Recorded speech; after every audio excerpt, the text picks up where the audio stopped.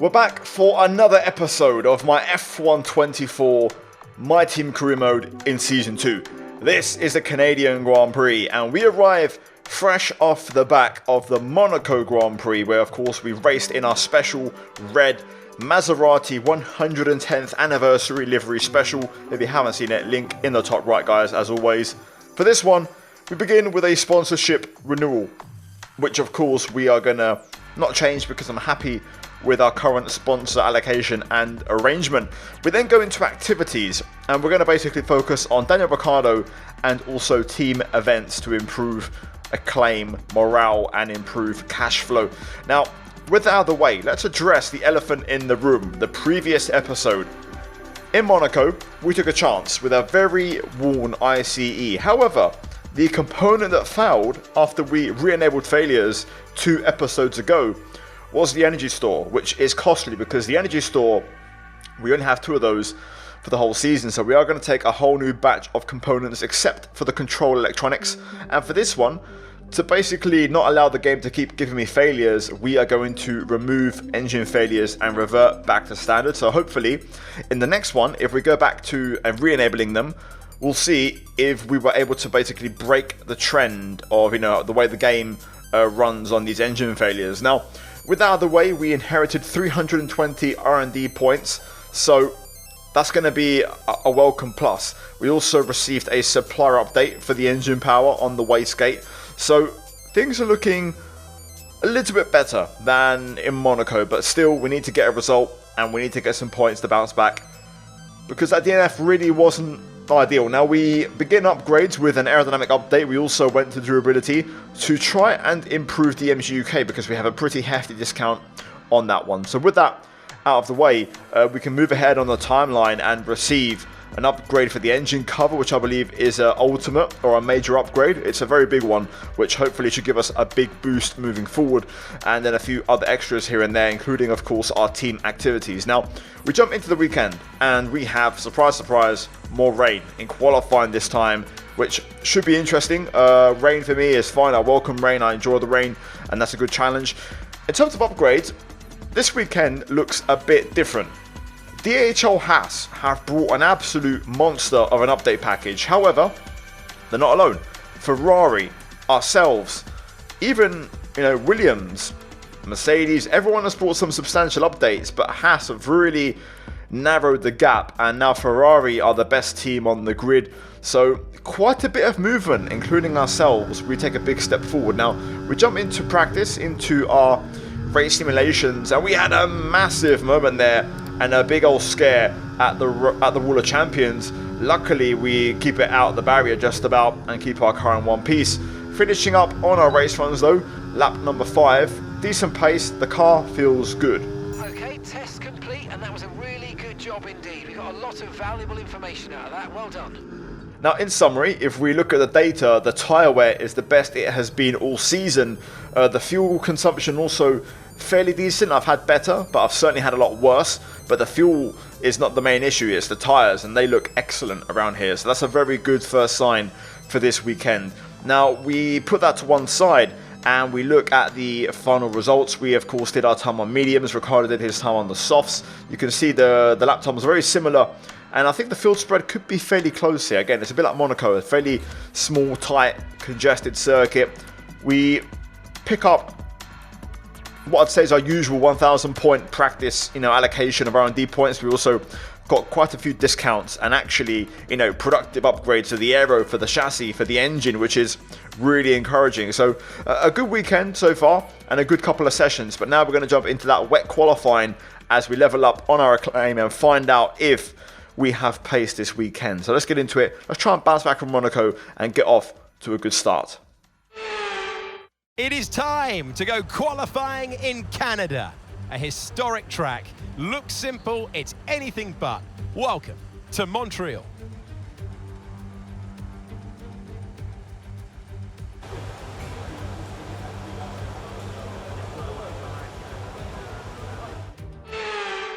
Right, here we go. Qualifying is underway. Now, everybody has done their time on the wet compound tyres. I have chosen inters. Now, my first run is with 8 minutes to go. I've basically missed half the session, if not more than half the session, because I was waiting for a bit of a dry line to form. When you get a bit of a dry line forming in heavy rain conditions, that is when the intermediate is ready to go. That's basically the crossover sign. So, in Sector 1, even with a scruffy first sector, we are half a second up on Daniel Ricciardo. We eventually skip to the end of the lap, and this part of the track actually is a bit better, a bit drier, in my opinion. And yeah, when that dry line appears, it's time. It wasn't there at the start of the session, hence why I didn't go out, but now it is. So even though it's officially heavy rain for the entirety of qualifying, this is actually intermediates. And we will cross the line, we go straight to the top, P1 118.734. Now, the big question here, as we go for a second consecutive lap, is going to be track evolution, because tracks tend to get quicker quite quickly and rapidly once these things happen. The other thing is, will the AI follow my lead, and will they go for the mediums, or sorry, for the intermediates, rather than the full wets? Now, at the minute, they're sticking to their guns and go for the full wet, but you can see here we're 7 tenths, but now 6 tenths up, making our way up to the line. Not the best last chicane, but we increase our lead and move even further forward with a 118.1. So that's going to put an end to this initial run as we then box for a fresh set of inters. We go back out, everybody's out there on track. Albon currently P2 on the wets, kind of highlighting that there is some pace improvement on that tyre, and you know the wet can still work over a single lap. But we're going to stick to our strategy here, and I'm going to trust this is the right call to make on these tyres. 30 seconds left in the session.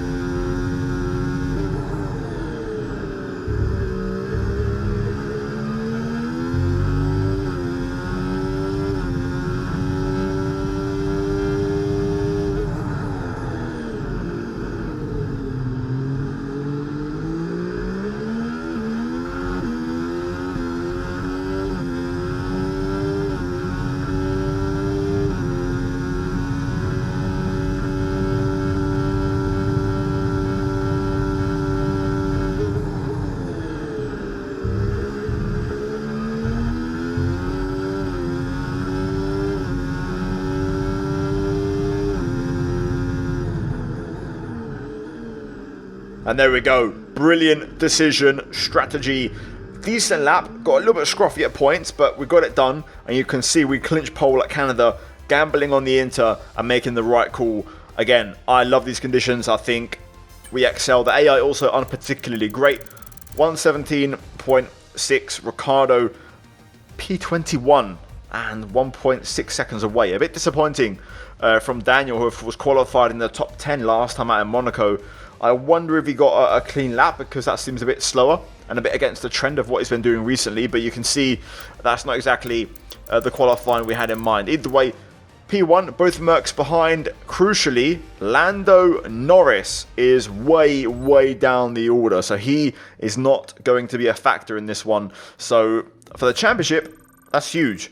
Piastri is going to be, of course, the nearest rival in the championship. He's starting down in P4, I believe. So, yeah, the two Mercedes are going to be the ones to watch out for in the race. They seem quick. Either way, qualifying done. Good weekend so far. But now we have to convert.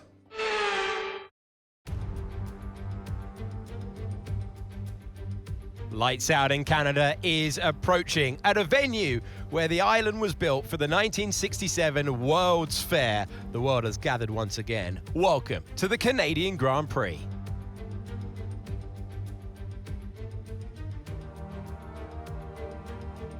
.7-mile circuit peaking at around 190 miles per hour. 2 DRS zones, 14 turns, tight corners, a narrow track, and the famous Wall of Champions.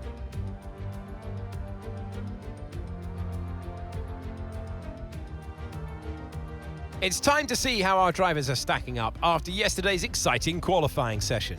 Martinez lines up on pole position, and it's Lewis Hamilton alongside.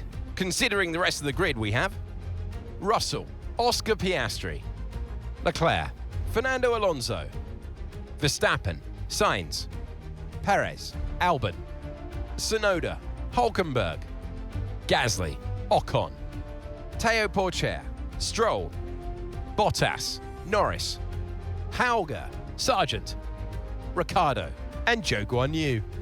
And with preparations almost complete, let's head down to the track. Welcome to the commentary box and welcome to Naomi Schiff. I'm Alex Jakes. Naomi, this is going to be interesting. Things seem comfortable, they seem stable right now. That's a positive, but do they need to be pushed to the next level? Absolutely. We're certainly seeing a driver that feels a lot more comfortable and confident within the team, and that comes from that stability and being settled into what we can now see as a clear role within the team. It's so important for a driver to know where they stand, because sometimes when you don't know exactly where you stand, you can easily overdrive or even put too much pressure on yourself. So I think they'll be able to focus on the smaller details during the race today. Now, here we go. Time for the main event. And this one should be interesting because we're on pole, which should happen at Canada. It's one of the AI's weakest circuits. So we have to try and take full advantage. And because we have the engine failure off, we should be able to go to the end and fight for the win. I think it's that sort of track. Now, the strategy here is going to be interesting because it's the shortest and quickest pit lane, I believe, of the entire season. So it's the only track where a two-stop is feasible.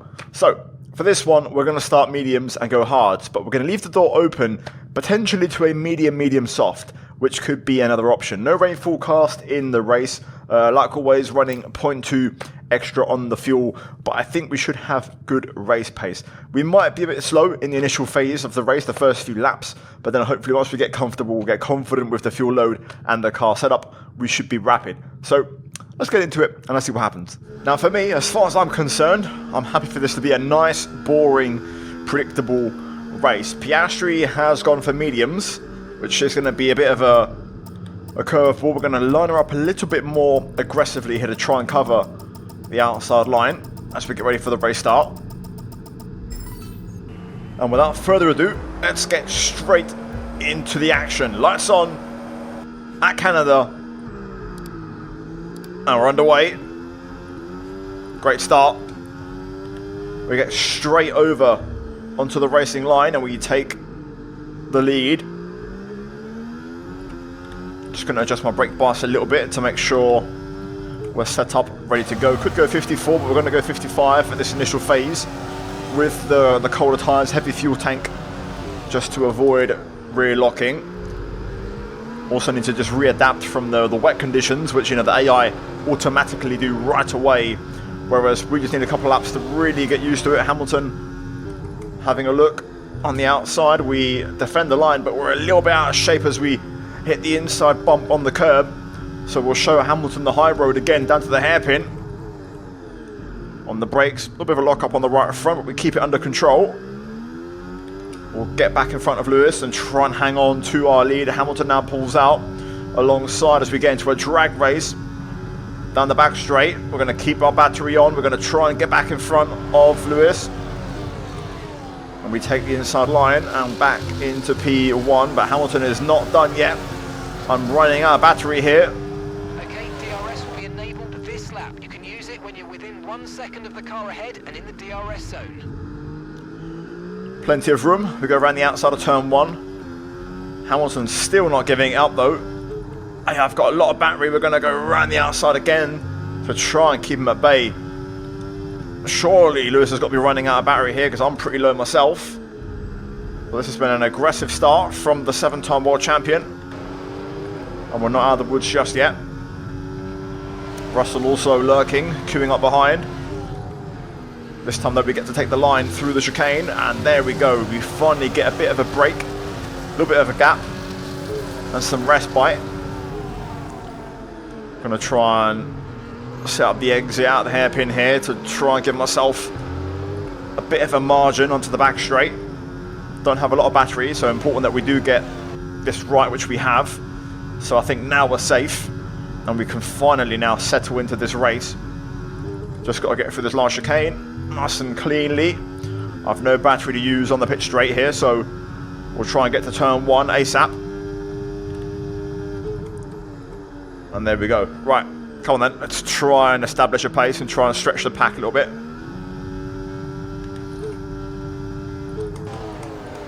Wow, Hamilton back from... Oh, I thought I was going to have him covered there. We get the better run on the outside line to get the acceleration, but I'm just not being given a chance to charge, so I will let Hamilton go. He's essentially derating as now Russell gets involved, so the two Mercs making moves here. I don't have any DRS. We shouldn't be under pressure from Piastri, so we'll have a chance to get stuck in and get those Mercs back in a bit. That's a good hairpin. We're going to see now what happens with these two, because Hamilton won't have DRS and now we have the upper hand. Russell's derating though, which is interesting, so he's low on battery.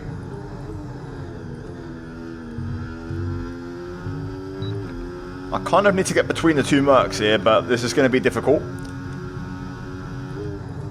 So Russell marking well there and just defending Hamilton. Let's see if Russell derates again. If he does, then we know, okay, there's a bit of a weakness there, I think, on the straight. Let me see if I can pressure him here. We launch the car over the last chicane, and now we're going to try and make this awkward. Up the inside, we've got to try and split this Merc convoy. And there we go, back into second. And we split them, so we get in between.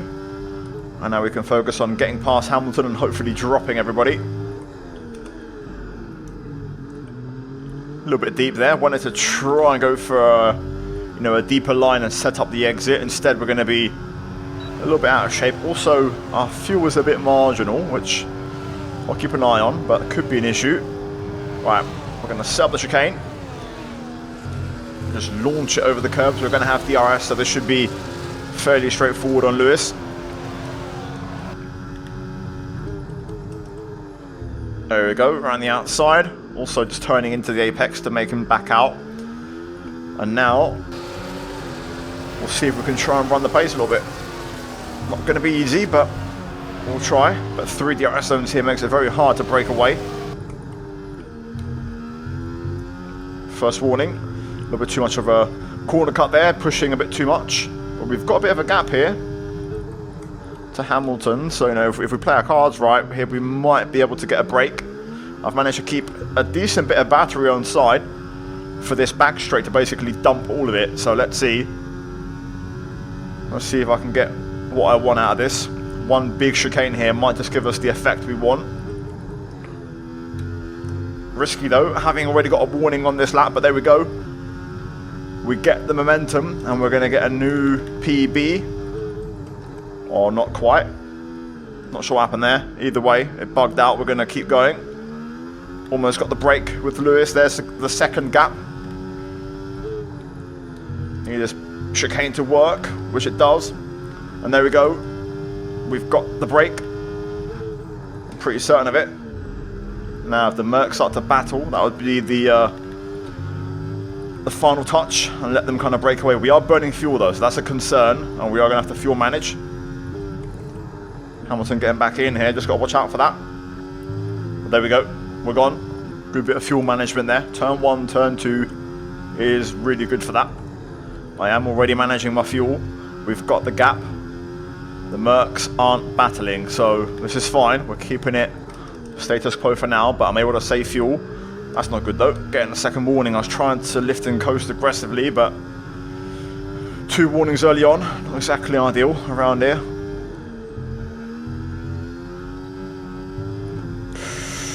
First signs of tyre wear, almost let Hamilton back in. We're not saving a lot of fuel, but we're doing a good enough job. We should save some in the pit stop as well.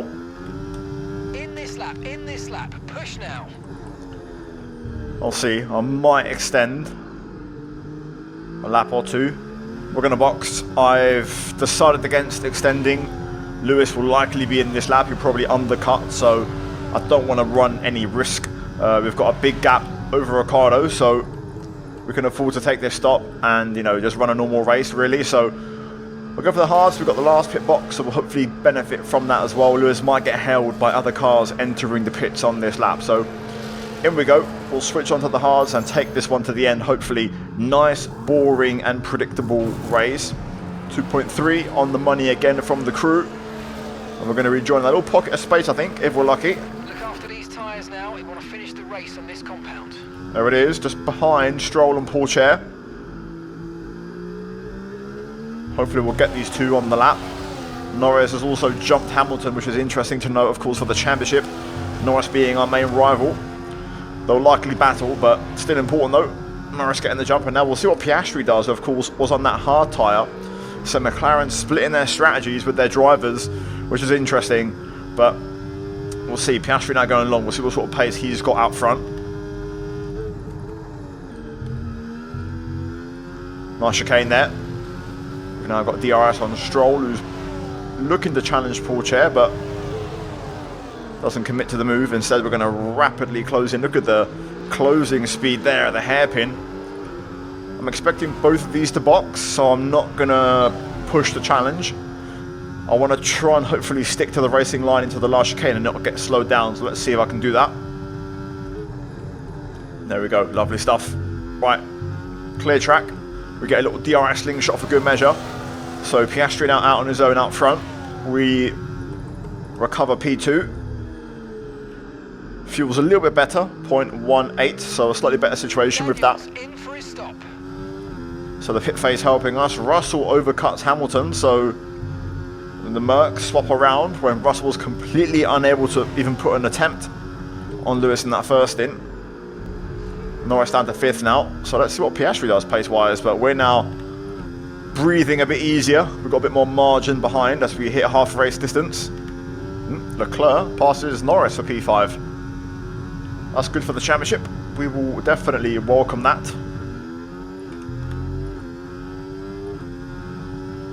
Oh, Sainz goes purple. New time to beat. Let's see, our delta's broken because we did a 109.7 before and it didn't register. Maybe because of the corner cut. Not sure if that was the same lap or not, but there we go. Now our lap time fixes itself, but we get beaten by others behind. Worth noting, the Mercs have managed to drop Leclerc and Norris, so the Mercs working again together and pulling away from the cars behind. Right then, here we go. Piastri into the pit lane. Let's see where he rejoins. Keen to see how this all pans out.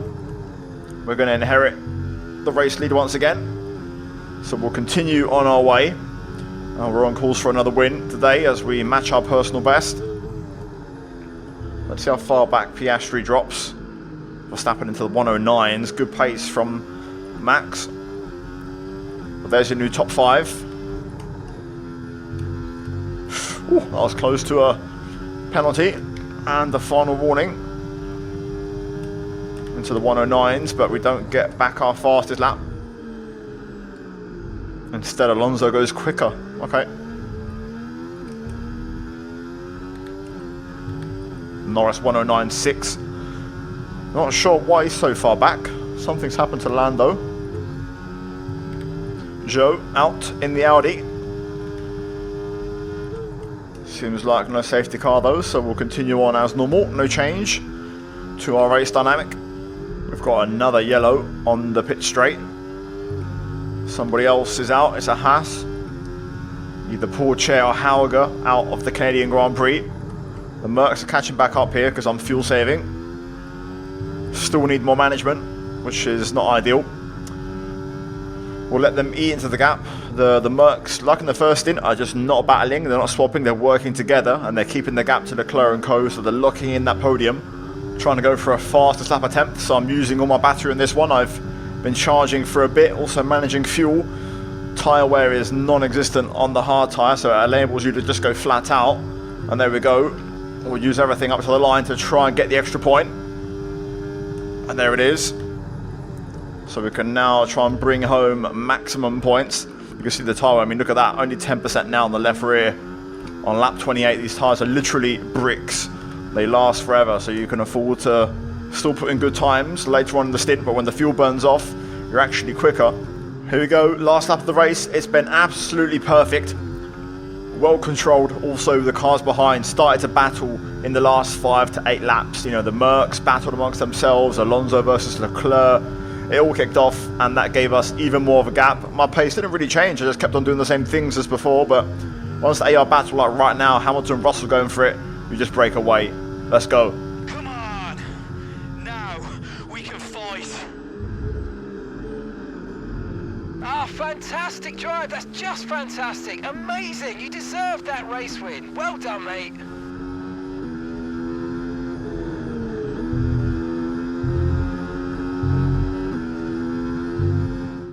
They take the checkered flag then here in Canada in what has been another fabulous Grand Prix.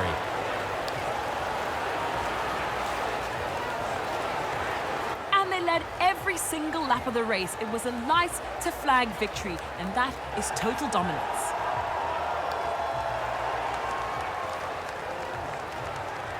A show-stopping performance from the 3 drivers approaching the podium right now. It's been an interesting Grand Prix, that's for sure.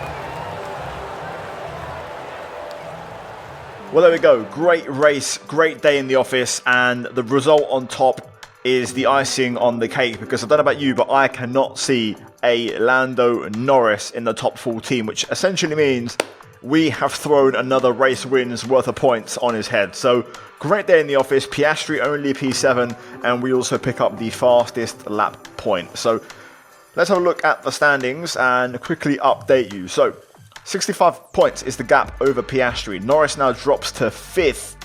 Piastri is now our nearest challenger and the one we should really turn our focus to in the Drivers' Championship.